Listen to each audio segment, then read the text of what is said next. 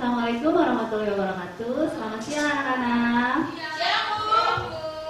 Dan sebelum ke materi hari ini, Ibu akan memperkenalkan diri terlebih dahulu ya. Kenalkan, nama Ibu Hertina Valiani. Kalian bisa memanggil dengan Ibu Hertina. Ibu di SMP Negeri 3 Ciawas ini mengajar sebagai guru ilmu pengetahuan alam. Mungkin cukup ya untuk perkenalannya.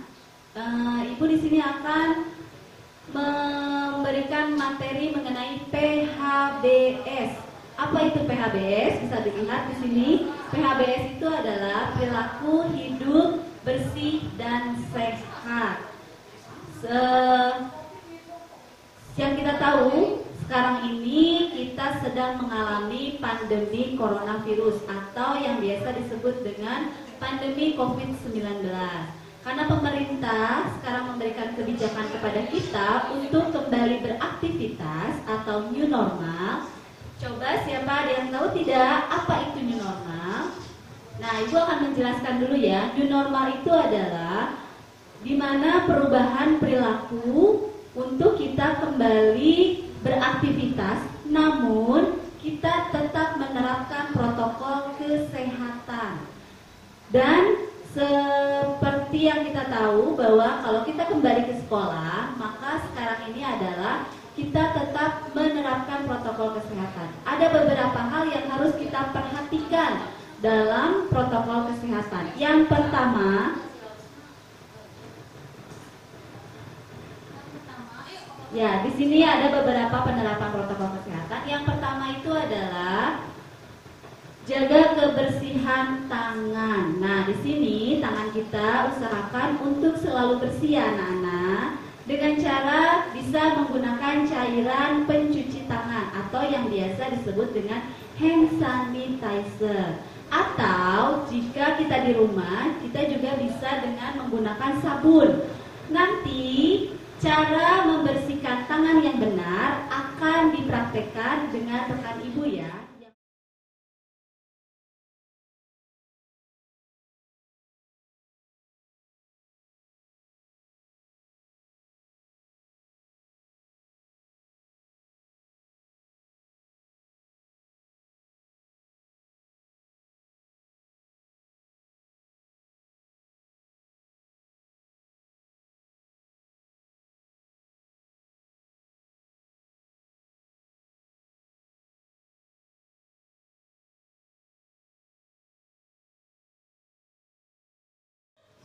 Ya, tadi terima kasih kepada Ibu Yulita telah menjelaskan mengenai bagaimana cara mencuci tangan yang benar. Yang kedua sekarang, yang kedua itu adalah jangan menyentuh wajah. Nah, jadi sebisa mungkin kalian semua tidak menyentuh area wajah, terutama pada bagian mata, hidung, dan mulut. Karena pada 3 area ini adalah virus akan mudah masuk ke dalam tubuh kita. Yang ketiga itu adalah terapkan etika batuk atau bersin. Jadi, ketika kalian sedang batuk atau bersin, maka kalian bisa menutup dengan tangan seperti ini, atau bisa juga menggunakan tisu ya, tisu. Tetapi, jika kalian menggunakan tisu, maka tisu tersebut tidak boleh digunakan kembali, harus langsung dibuang. Dan setelahnya jangan lupa tetap mencuci tangan. Yang keempat, memakai masker. Nah, untuk masker di sini jenisnya sangat banyak ya anak-anak. Tapi yang sering kita temukan adalah 2 jenis, yaitu adalah jenis masker medis dan jenis masker non medis. Namun yang untuk non medis ini adalah masker yang berbahan kain. Untuk penggunaannya sangat berbeda ya. Ketika kita memiliki gejala gangguan pernafasan, maka usahakan kita menggunakan masker medis anak-anak. Dan jika kita tidak memiliki gangguan gejala pernafasan, maka masker yang digunakan adalah masker yang berbahan kain. Kenapa demikian? Karena masker medis ini jumlahnya lebih terbatas, sehingga hanya digunakan untuk orang-orang yang betul-betul membutuhkan saja. Dan untuk pemakaian masker, nanti akan dijelaskan cara penggunaan masker yang benar oleh rekan Ibu yang bernama Ibu. Kepada Ibu Lucy dipersilakan untuk menjelaskan mengenai penggunaan masker yang benar.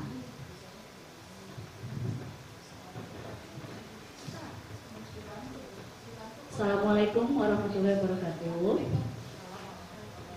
Selamat siang anak-anak, mudah-mudahan kalian dalam keadaan sehat walafiat di rumah, tidak kurang satu apapun. Melanjutkan dari penjelasan tentang Bu Hertina tentang menggunakan masker yang baik dan benar. Di sini Bu akan menjelaskan bagaimana caranya. Tadi Bu Hertina menjelaskan bahwa ada dua macam masker. Yang pertama ada masker medis. Ya, contohnya seperti ini ya. Ini yang digunakan untuk tenaga kesehatan. Kemudian untuk masyarakat umum biasanya digunakannya adalah masker kain yang seperti biasa kita pakai. Di sini Ibu akan menjelaskan cara menggunakan masker kain yang berikut. Cara menggunakan masker yang tepat. Pertama, sebelum menggunakan masker, cuci tangan terlebih dahulu menggunakan sabun. Apabila tidak ada sabun, kita bisa menggunakan hand sanitizer. Kemudian yang kedua, kita menggunakan masker kain seperti ini. Kita kalungkan. Untuk kain yang di atas, ini harus diikatkan tepat di atas kepala, di atas ubun-ubun.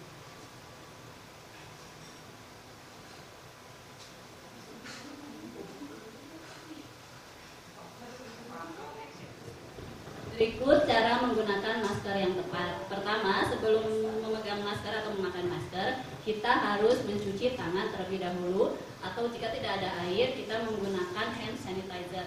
Ibu menggunakan contoh masker seperti ini. Yang kedua, kalungkan masker seperti ini. Kemudian ikat bagian atasnya di atas kepala bagian belakang.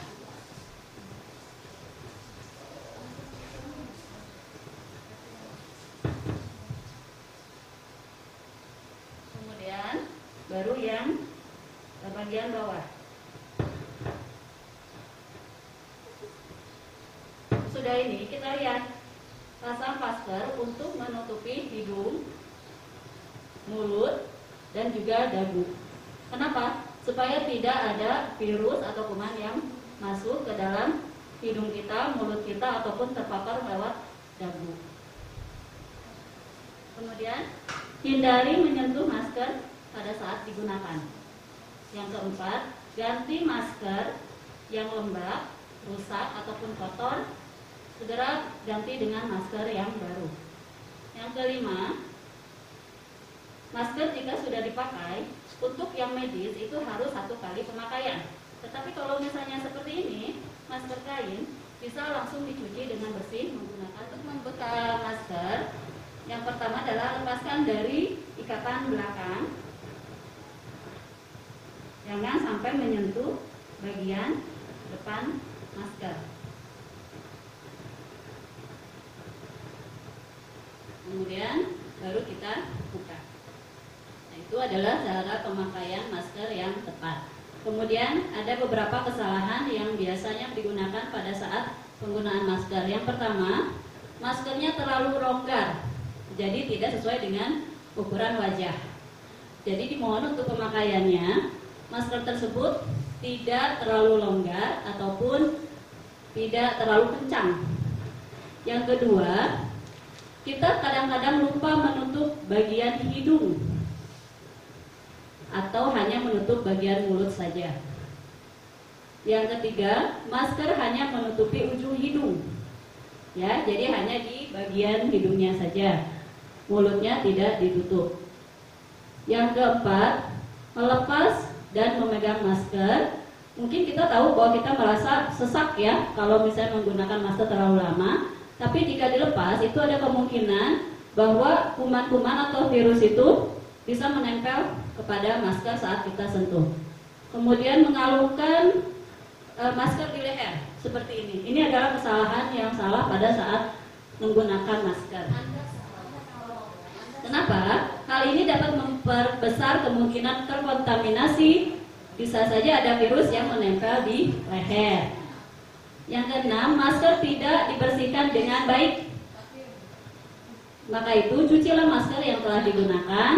Untuk yang kain, segera cuci bisa menggunakan sabun atau deterjen. Bila ingin makan, atau kita berbicara, atau kita berbitato dan minum, atau aktivitas yang menggunakan apapun,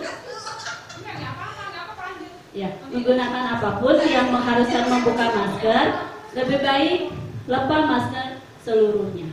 Itu adalah kesalahan yang ya baik ya. Anak-anak ibu yang di rumah, ibu akan mencontohkan bagaimana caranya. Tadi ada kesalahan untuk menggunakan masker. Ini ibu ada contohnya, itu ibu Elsa. Ya, untuk anak-anak ibu yang di rumah, di sini ibu akan memperlihatkan contoh kesalahan pada penggunaan masker. Yang pertama yaitu ibu Pipit. Ya. Kita lihat ibu Pipit menggunakan masker seperti ini, ya. Kita lihat apakah sudah tertutup semuanya antara hidung, mulut, dan dagunya.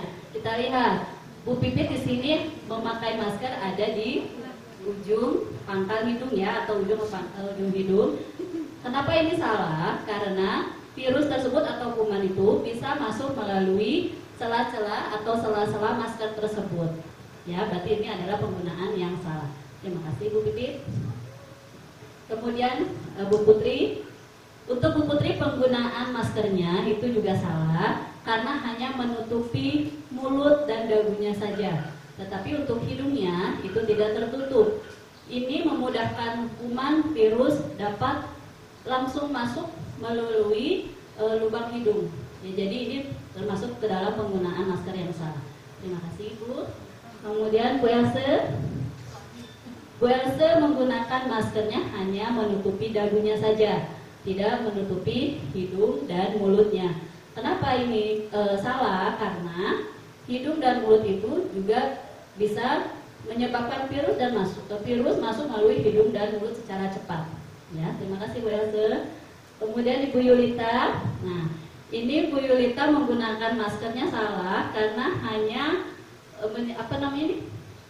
menempel di leher, ya, menempel di leher, tidak menutupi keseluruhan, tidak menutupi hidung, mulut, dan dagu. Sedangkan pemakaian masker yang betul itu harus menutupi hidung, mulut, dan dagu. Apabila kita makan, minum, berbicara, ataupun berpidato, jika ingin melepaskan masker, sebaiknya melepaskan semua. Punten Bu Yulita dibuka.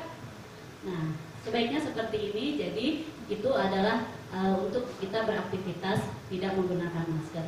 Berikut adalah rekan-rekan atau guru-guru kalian yang memberikan contoh penggunaan masker yang tidak tepat.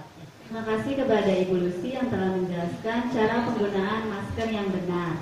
Nah, sekarang kita lanjut lagi ke poin berikutnya, ya anak-anak. Poin berikutnya ini adalah jaga jarak atau physical distancing. Di sini jaga jarak itu maksudnya adalah kita dilarang untuk berkerumun. Itu yang pertama.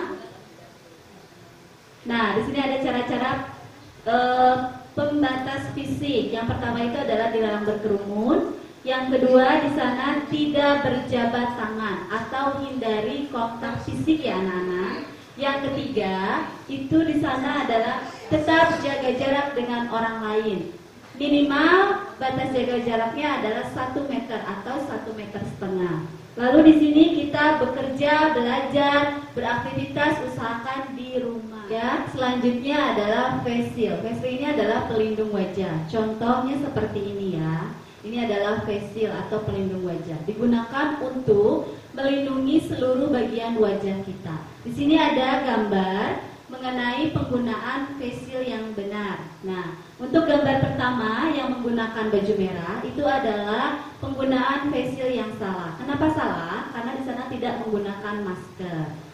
Dan untuk pria yang memakai baju biru itu adalah penggunaan face shield yang benar karena disertai masker. Jadi lebih baik menggunakan masker lalu menggunakan face shield. Tujuannya adalah untuk mencegah virus melalui udara. Selanjutnya adalah jaga kebersihan dan kesehatan diri. Nah, ini adalah poin terakhir, ya anak-anak. Maksud kebersihan diri di sini adalah ketika kita beraktivitas di luar rumah atau setelah pulang sekolah sampai ke rumah, itu segera untuk membersihkan diri atau menjaga kebersihan diri dengan cara yang pertama itu adalah melepas semua pakaian yang kita gunakan pada saat beraktivitas di luar rumah, lalu mencucinya langsung. Terus yang kedua yaitu adalah dengan membersihkan diri. mandi, lihat ya, dengan mandi di sini ya. Jadi anak-anak nanti setelah beraktivitas di luar, usahakan mandi. Lalu di sini juga kita bisa menjaga kesehatan diri. Kesehatan diri jika kita tidak ada aktivitas di luar rumah, kita bisa beraktivitas di dalam dengan cara kita bisa berjemur di bawah sinar matahari pagi. Terus kita juga bisa berolahraga ringan di rumah, dan kita bisa juga mengkonsumsi makanan yang sehat dan bergizi. Mungkin itu penjelasan dari Ibu. Semoga kita semua dilindungi dan diberikan kesehatan selalu. Dan semoga informasi mengenai PHBS atau perilaku hidup bersih dan sehat bisa bermanfaat untuk kita semua. Wassalamualaikum warahmatullahi wabarakatuh.